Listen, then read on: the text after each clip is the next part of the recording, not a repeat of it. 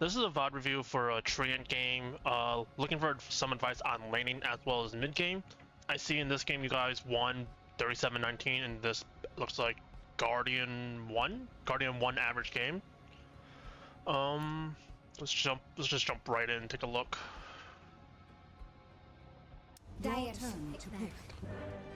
So since he actually specified laning and mid-game, that's where I'm going to be focusing on. For laning, it has a soft cutoff point of like 10 minutes, but laning really ends when when heroes are like really leaving the lane, and that's when people are actually like primary going for towers. You'll see it in the pro games and upper MMRs ending around like as early as 8 minutes, 7 minutes, maybe as soon as 5 or 6 minutes. But the lower you go, the longer laning lasts. Some of them even last until like 15 or 18 minutes. 30 seconds to battle. And then for mid game, that's usually when the cores are still looking to get stronger. Okay, they're still like 1 or 2 items off, keep an eye out for an easy mark. and they're still looking to like maximize like their farm, and just get as many items as they can. Starting off, I'm not sure what your plan is with the Orb of Venom. Oov is kind of like a dead item right now, is not really gotten unless you actually are able to capitalize on it. And it's just hard to use just because it's just so slow, and you need to be on top of them to actually use it. And if you don't get a kill with it, then that's, how much is that, 300? 350 gold wasted. Like, instead of spending the 350 on Oov, you already have a blood grenade. Like, the blood grenade is already enough slow. I'm gonna review this because I kind of was ignoring that. But that's what I'm thinking of when I go over your items. Now the battle begins. Jax has been waiting all day for this. You might run into this in some games, like less frequent the lower you are. But some people are like running to like the off lane and cutting down all the trees if they're against a Treant protector. So it can be nice. It can be good if you just run out here at the beginning of the game, take a look, make sure no one's around, and then just go back for the rune.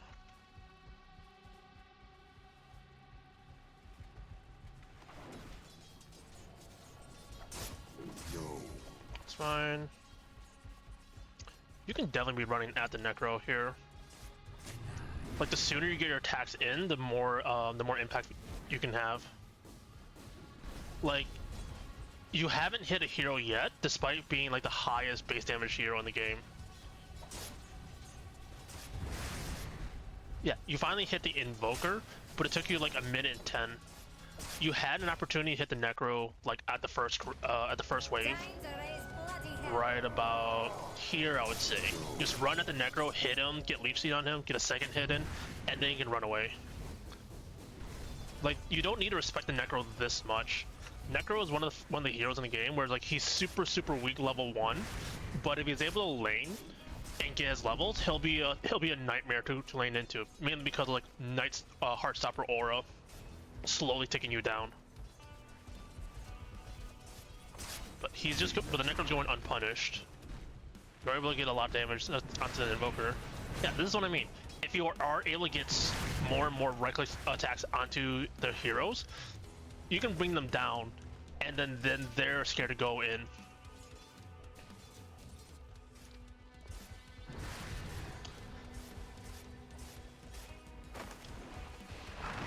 Radiant's courier is dead.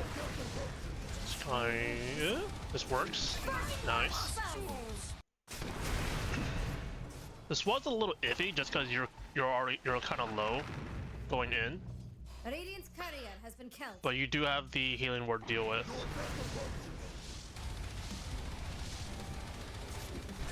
Thankfully, you guys were able to just surround the Necro and force him out to be separate. We caught out alone. It's 3. If you're looking to improve your laning, keep an eye on the timer in terms of like objectives. For a support, that means keep being aware of the pull timers, 15 and 45 seconds of every minute. Being aware of the stack timers, it's like 53 to 55 seconds. as well as making sure the camps are like able to spawn at like top of every minute.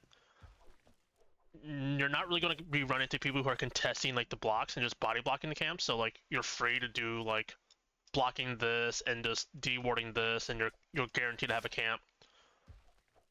But you'll run into people who are aware of it, and they'll run over and block it just to prevent giving the option. I would say the first big objective, the first big timing for supports is at 3 minutes, and that's when the healing lotus spawns.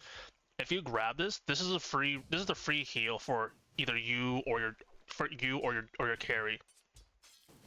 And if you don't take it, the enemy's gonna get it, and that can turn around either a gank attempt or a dive, and catch the other team off guard.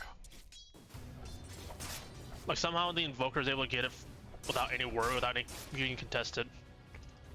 But if you actually fix that up and actually run at him, it's going to be yours. Because like I've seen before, the Invoker is scared of laning into you. I will say, one thing you can improve on Treant Protector is using your Nature Skies. When you're on top of trees, this turns into an active and turns you invis, and that gives you free reign to walk up to heroes and just like get a free hit in. Like I haven't seen you use Nature's Guys at all. Well, now you have. But if you were using it earlier, you could have harassed out the Necro, so like the core of this lane can't farm as much.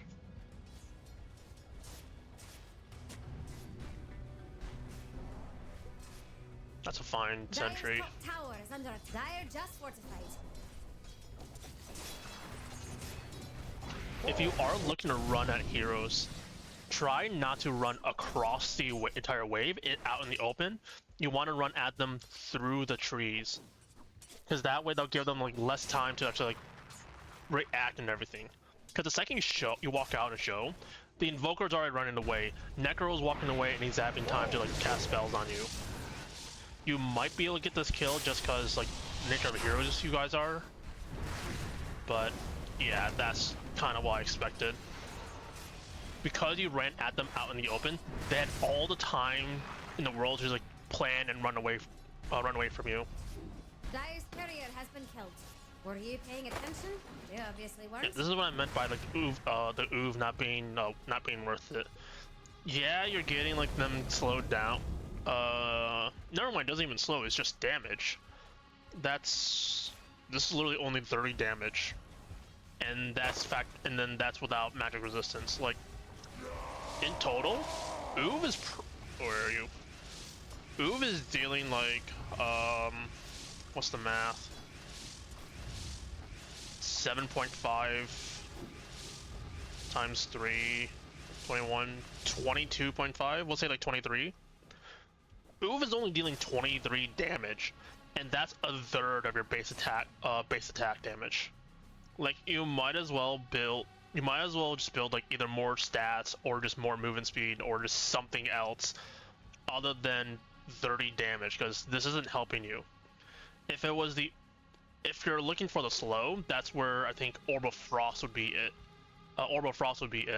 But even then, this isn't that good because it's 300 gold, and in order for the item payoff, you have to get kills.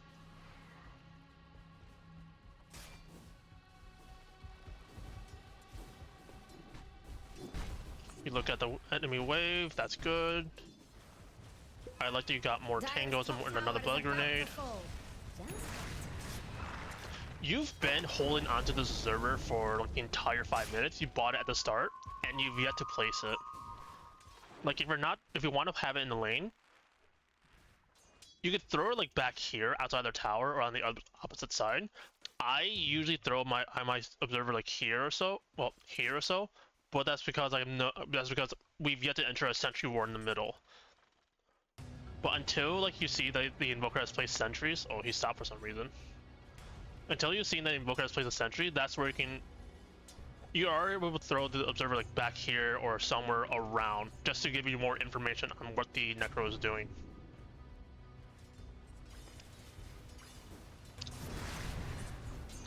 I want to give you a perspective on this.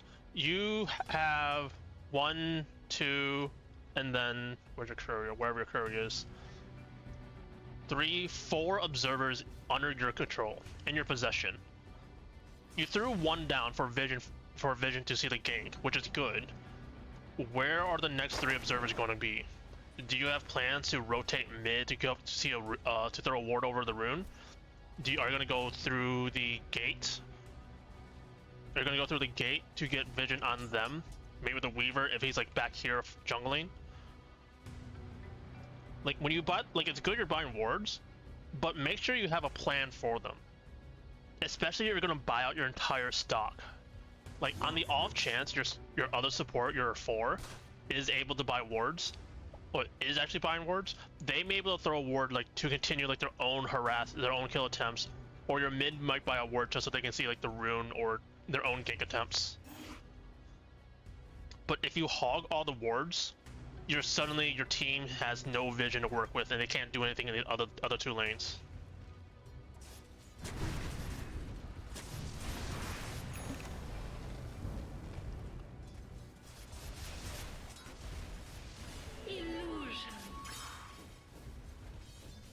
You definitely could have left like much earlier. Because at a certain point you gotta realize that Invoker isn't coming back to the lane anymore, it's only the Necro. And if you realize you're in this 2v1 scenario, you're free to just run down the hero, force them to run away, and like make sure that they're out of like XP range of the creeps.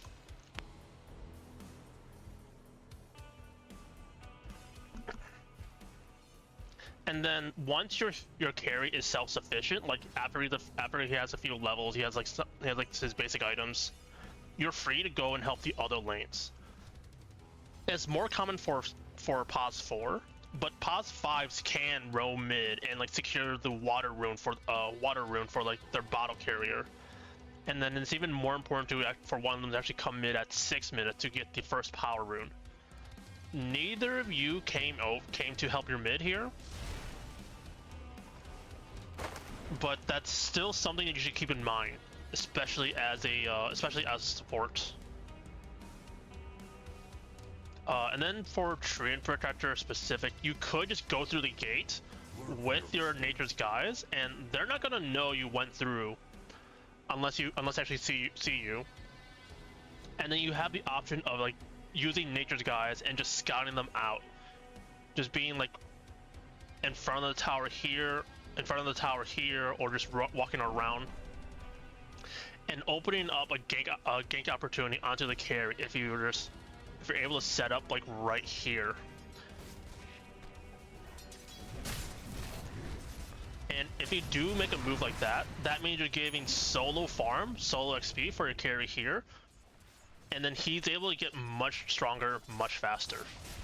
Like so far, you haven't done anything in the lane to help your jug in like I would say 2 or 3 minutes.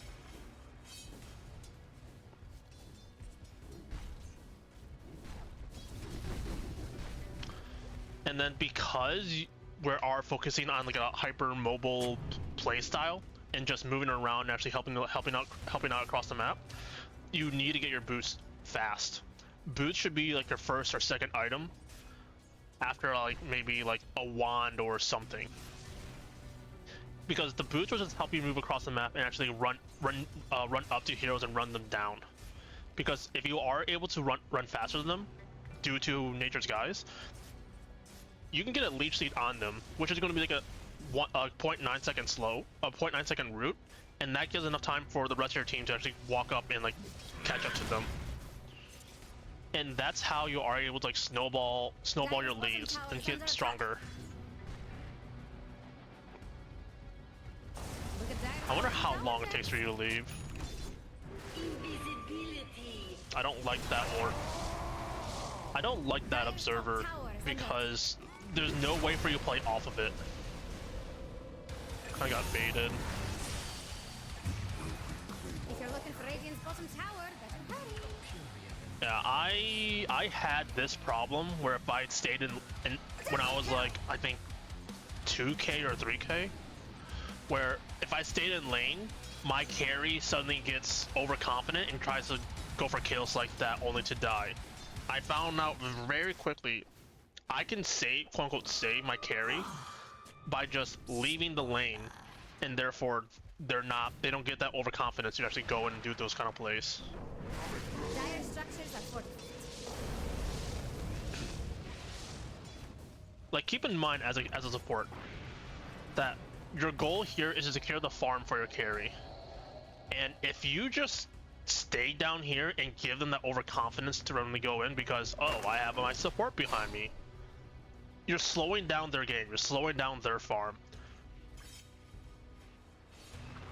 Like, if you leave and help your team and help your other lanes, you can help like your mid get a kill, help your mid to secure the farm. You can help your offlaner get a kill or take the tower, and that will encourage your carry to just hit creeps instead of just running heroes down. Because that was the first creep Jug has hit in like a minute and a half.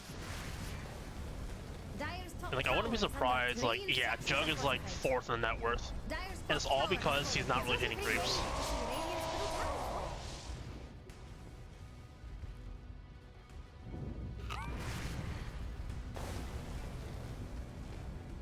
Like, I get you're staying down here because you want to protect your Jug at this point, but you could have just removed this entire situation if you left your lane and actually played elsewhere. And especially as a support, if you once you hit your level 6, you want to use this at some point. The longer you go without using your ultimate, the more pointless it is for you to have gotten like the XP for this. It's easier to get kills if you're being aggressive. And in this case, that's going to be with your offlaner, your 4, your mid, someone who actually has levels and damage. Carries, on the other hand, they typically don't have damage. They typically don't have damage until like super late. Like, thankfully Jug got the kill because it's Omni Slash, but now he doesn't. Now has no damage for 120 seconds. Our fates. Dire's middle tower is having a Dire's bottom tower is under attack. I just want to hash on the vision again because I'm a support main and I pride myself on my wards. You've thrown what, 5 wards down here or so, and you've only needed one of them to do the job. You threw a ward here to see rotation. You threw a ward here to, I guess, see the offlaner farm in the back jungle. You threw a ward here to see the rune, and you threw another ward to get like double vision of the rune, I suppose. And then a ward for the people who are going through the gate. At most, you only need 2 of them. A ward here or here to see like rotations, and then a ward over the gate just to give vision for a carry. But you don't need this many wards for this one purpose. Because now it's just really pointless. Because now your team just has no vision anywhere else on the map. And this is the point where your offlaner, especially if they have like a blink dagger initiator, wants to actually go and hunt for kills. And if he is hunting for kills, that's how you can join in, get assists, and boost your own farm. If your offlaner does not have vision over the enemy heroes for these ganks or for these hunts, he's not able to actually get kills, and therefore you're not able to get any assists.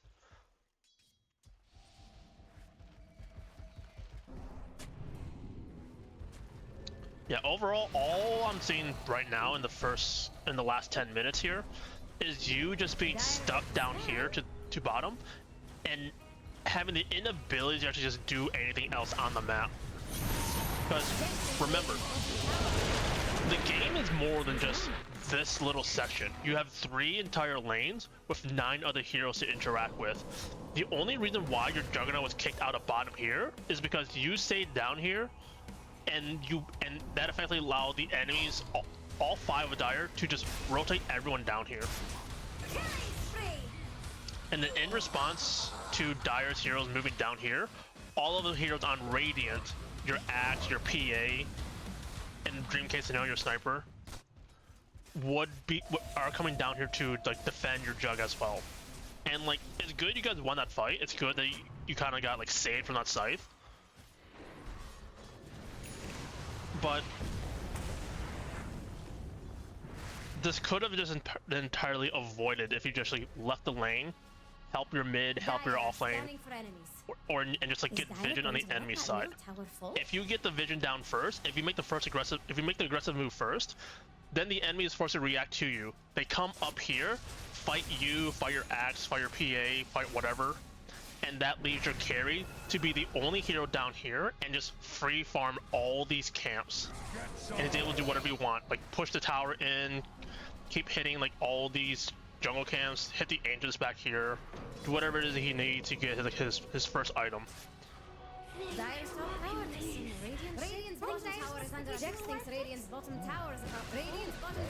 I'm assuming this is a mistake. I believe Windlace does not stack with each other. And again, this is another ward on the bottom side of the map, and you're just and it just doesn't do anything. Like, if you're looking to make plays off of this ward, you don't get any value of it afterwards. Like, yeah, you get this tier 1 bottom, but like, this means nothing because their tier 2 is so close, and they also have the shrine to TP to. In order to get a value out of like a bottom push here, you need to get both these towers as well as claiming the shrine before you have like control over this part of the map.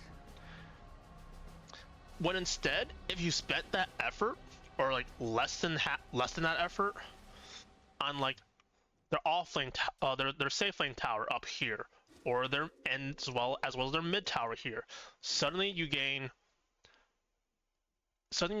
control of like this entire section of the map, as well as entryways deeper into their side, either like in their back jungle, throw a ward here to spot someone jungling, or wandering around throwing a ward here to see someone. Like, that gives you a lot more opportunity to actually see people, give you more control of the map than like just down here.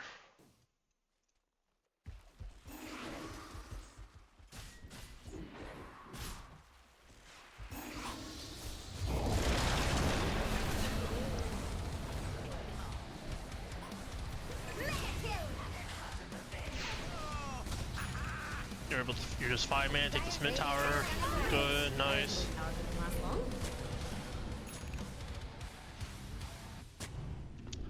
I would say that's roughly what you need to focus on for like the laning and mid game. For laning, just look to harass more. Get 3 pot shots in. Walk up to them, hit them, and then run away. Remember to use Nature's Guise, because this is the free invis. It costs 0 mana to use. All it requires is just to wait that 30 seconds for it to come off cooldown. And then transitioning out of laning and into the early game and mid game, just leave the lane. Let your carry do his own thing. Let him farm these camps back. Let him farm these camps back here. Let him jungle. Let him get ancients. Let him like take tower if he wants to. You leave him to his own device, and then you just actually go and actually have impact across the map. You have your mid, who's like going to be like a level 6 hero.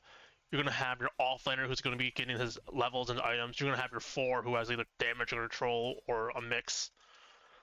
You have those heroes and big plays around, and if you are able to get kills and ganks off of them, that's how you're able to boost your farm. So instead of being like bottom net worth here at 3,200 at 20 minutes, you can be like at, I don't know, 4K or 5K net worth. And that way it's better, and that way it's easier for you to make decisions in the game, and it's going to be a more comfortable position for you to play from the game. And then I just really want to harp on the vision that through this, you threw this. Yeah, like wards like this back here serves absolutely 0 purpose. You want to use your wards to establish control over the map, as well as opening up plays, available plays for you guys. You don't want to make plays around like your safe lane where your carry is going to be. You want to make plays on the enemy's side where their carry is, because if you're drawing attention to the enemy carry, they had to split that farm. They had to split that XP up with everyone there. They had to play. They had to play scared because they have a lot of heroes up there against them, and then you're able to just like exert your pressure and just invade their area, steal camps away from them, and they make a mistake. The enemy carry makes a mistake. You, as Radiant, can just capitalize, get a kill, and turn that into like tower pressure or more like map control. Yeah, if you're able to focus all of those, your games will improve. I've yet to really touch on itemization or skill build, but I'd say those are kind of lower on the priority list because if you are able to work on this laning and mid game stuff, you're gonna have a better time, and you're gonna have a better time just playing Treant in general. So yeah, that's about it.